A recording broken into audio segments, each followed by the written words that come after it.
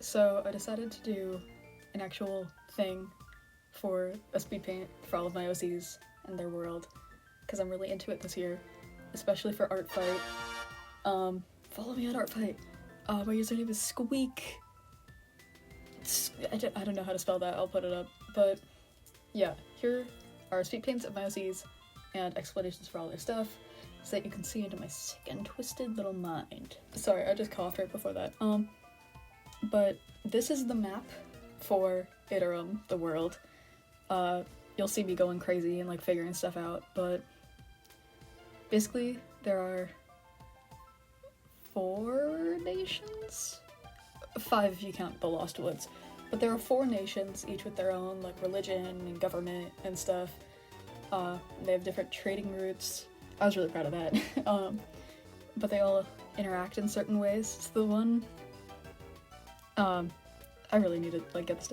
Ekrin is the desert kingdom, and it's more religion based because that's where everything was believed to have come from. And then Nixgon is the snow based kingdom. It also has like female rulers, which is really cool because of lore reasons. They won a battle that their husbands couldn't win, like the women won instead of the men. So then they just started worshipping all the women, which is really cool. Chester, academic based. And then Aekni, I forgot the name of it. Aekni is the farming region, but it's really disconnected and war and stuff. So like each family's plot, each farm is like very different from the other ones. So they're very susceptible to like being, what's the word? Like taken over by Ekrin and Chester. Okay, now we're getting into actual OCs, characters, lore. This is a me, not a miss. His name is a me. It's Old French. Actually, there's this cool website I found for like old medieval names, and it was really fun to look through all of them. I made all of them historically accurate, so yay. But this is a me. So he grew up in Aekni, which is the farming region, and he's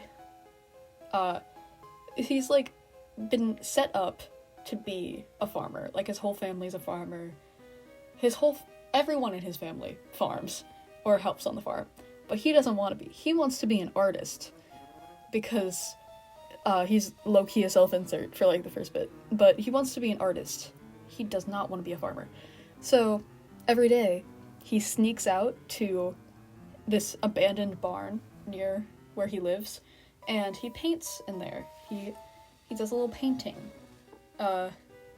And one day he goes to go paint, and like it's already been a stressful day. Like stuff has been going wrong. He's scared of getting caught. He almost got caught the night before, but he still wants to finish his damn painting. So then when he walks into that barn, imagine his surprise when a pretty little boy is trying to sleep in the corner. Like, this was the best I could come up with for like a meet cute, I guess. But yeah, the other boy, you're gonna beat him. His name is Parkour. I really should learn how to pronounce that because he's my character, but I'm gonna say that it's pronounced Parkour. Which is also historically accurate, fun fact. I think that one was based off of like an old Persian legend. If I'm wrong, I'll edit it in. So I was wrong. Parkour is an old Persian name. However, I don't know what legend I was referring to. I've tried to find it, I swear, I think. Because like I know I got the name from this folk legend, and it was like something about a man got arrested, and then his like best friend had to sacrifice his kids to get that man out of prison, and then like they were both rewarded, and like his kids came back from the afterlife and like thanked him. If anyone knows what that legend is, please tell me. But like I swear that's where I got Parkour from, because that's the only reason I named him that. But I don't know where it went. I don't know where the story went. But back to the speed paint. Sorry to interrupt. But yeah, I'm gonna talk about his actual design now. I tried to base it a lot off of, like, medieval peasant clothing. So, like, you got the tunic, you got the cape thing, also, like, shoulder-length hair for men was really popular for younger men in, like, the early 1300s, which is when I'm sitting. Well, like, in my head, Iterum is just, like, a weird version of, like, 1300s Europe. That's where all of the inspiration comes from. So, like, you don't even have to know any of the lore. Just plop them into medieval France or medieval Persia, and, like, it's basically the same. But I didn't want to be restricted by, like, all of the rules of the time, so I'm just taking a lot of inspiration and then being like, magic woods for the rest of it. But yeah, I'm really proud of this ref, honestly. I hate drawing hair, but I feel like all of his hair turned out good. I've made all my characters' personality be that they have big hair, and then one like other important personality trait, but I hate drawing hair. So that's just a me thing. But yeah, Ami will find Pakor in that little barn, and then they're gonna, like, escape together. They're gonna escape and run away together, because they can't be gay. Oh, they can't be gay, it's so scary. But then trauma stuff that I need to figure out. Okay, this is Pakor, my baby boy. Oh my god. This reference took me too long. It was such a pain. If you were on the Artfight Discord, you would have seen me literally complaining about having to render this whole tunic. Oh my god, and his hair. I forgot about that. I don't know how to draw big hair, and I don't know how to draw curly hair. So I was just taking guesses. Taking a bunch of guesses. And it was sad. Okay, Pakor, I should talk about his lore. He has a lot of lore. So he grew up in Ekron, which is the desert kingdom, as, like, a royal. So he was set up to be part of his family, but he never wanted that life. Like, he saw how oppressed people were, and he never really wanted that, but he never really went against it. He was just kind of, like, always, I don't know, just, like, not chill with it, and, like, on bad terms with his parents, because he was like, why'd you birth me into this society where everything's unjust? Kind of like edgy teenager stuff. They're both, like, 17 and 18 in this story, so, like, keep that in mind. So he's always like that. And then his father winds up, like, stabbed in his bed in their castle. And everyone blames him because they're all like, oh, well, he hates how he's been born into this family. So obviously he'd kill his family members. Doy. So then they transfer him to this little prison town. I forgot the name of my own town in my own story, but I'll put it up on screen. They transfer him to there, because that has a big, like, prison thing. But then he runs away, and he gets on a trade boat. So he's on this boat with a bunch of, like, books and a bunch of farming materials, and that takes him to Aekni. And then once that boat docks, he runs away, runs off of that boat, keeps running, keeps sprinting. And then he finds that little abandoned shed that our buddy Ami likes to paint in. Wow! And then now we're back at where Ami meets Pakor. They see each other in the barn, and they're both, like, panicked, because there's this other guy in my space. One of them's a criminal, one of them's doing something bad. So Pakor tries to, like, run away again. So he tries to get up, but Ami is, like, love struck. He looks at this boy and goes, I need to paint him. He is the embodiment of beauty. So somehow, despite language barriers, Ami gets Pakor to stay in that barn.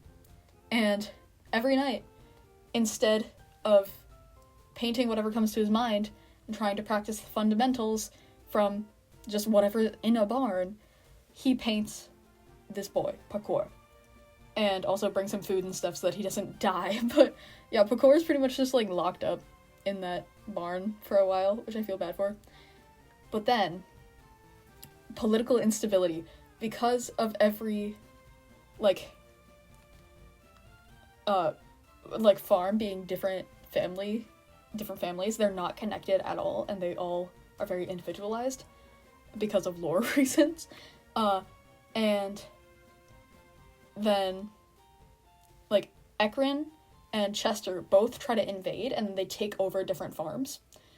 And then gunpowder, because gunpowder was invented about this time in the historical version of this. Gunpowder, stuff gets blown up, and they get separated. But then they find each other again, and then they get to run away. Ah! I am back, like a week later, with another reference. So this is Maddie. She was born Matthew. I know, transgender people are cool. Happy Pride Month. Woo! Gay month, because you know you gay and stuff. Okay, thank you. He gonna go Talent. gay balloon because it's got all the colors because it's gay. Okay. She was born in Nixon, which, if you recall, that's the society that's all about, like, women do this, men do this, but, like, kind of opposite gender roles to what we see nowadays. And she was born in the southern part, so she was going to grow up to be forced to be a fisher. If you see a pattern in any of my characters, that is because there certainly is a pattern. So yeah, she was forced to be a fisher, but then she got pissed off, so she ran away at age 16. So she runs away and realizes, oh, the world is kind of falling apart, because her story is set same universe, but it's like 20 years after Ami and Pakor, because, spoiler alert, things start going south a long time ago, and then Ami and Pakor die, and then Maddie is, she's been sheltered her whole life, but she's going to either save the world or end it. It's all up to what she does. So yeah, she's kind of cool. I really like her design, and also this this hood kicked my butt the whole time I was trying to, like, render it.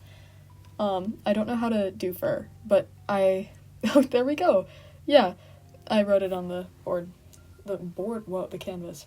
But a big thing with Nixon is that they, like, run the fur trade, and it's really important that she would have fur as at least one part of her design.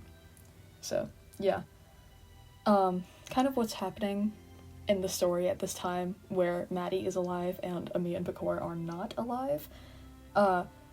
Nixon is, like, such a perfect power with how they've, like, prepared themselves, that everything else doesn't really matter.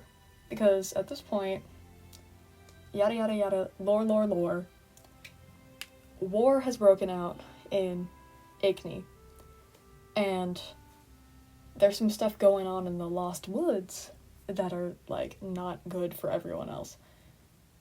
The Lost Woods are no longer lost, but they are not found.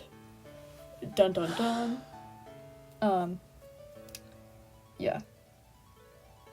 Literally, what do I say? How did I fill up all this time in the past 2 ones?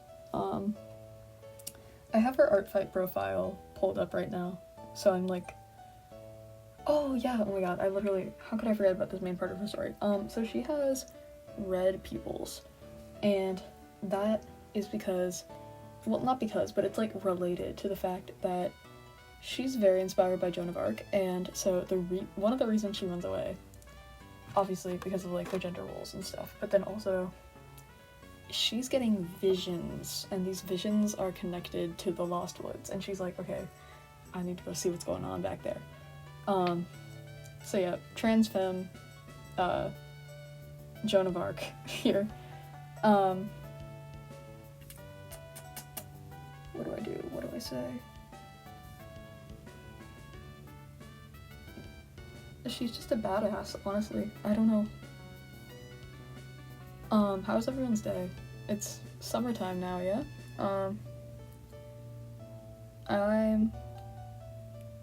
I'm doing good. I'm a theater kid, so I have theater stuff going on. I'm excited for ArtFight, but I'm also scared because I'm really busy this summer, so I might not be able to get that much done. because like these speed paints took me 6 to 8 hours each, and it's like, how am I gonna attack 50 people like I did in past years when it's just so hard to draw? I don't know, but it's fine. Yeah, whoa. She's kind of inspired by, like, Native American culture, if you want to, like, take that from, like, if you're going the more historical route, not fantastical route for my story time period, whatever thing. If that doesn't make any sense, just ignore it. And there's only a few seconds left in the speed paint, so I will shut up now. Goodbye and happy art fight.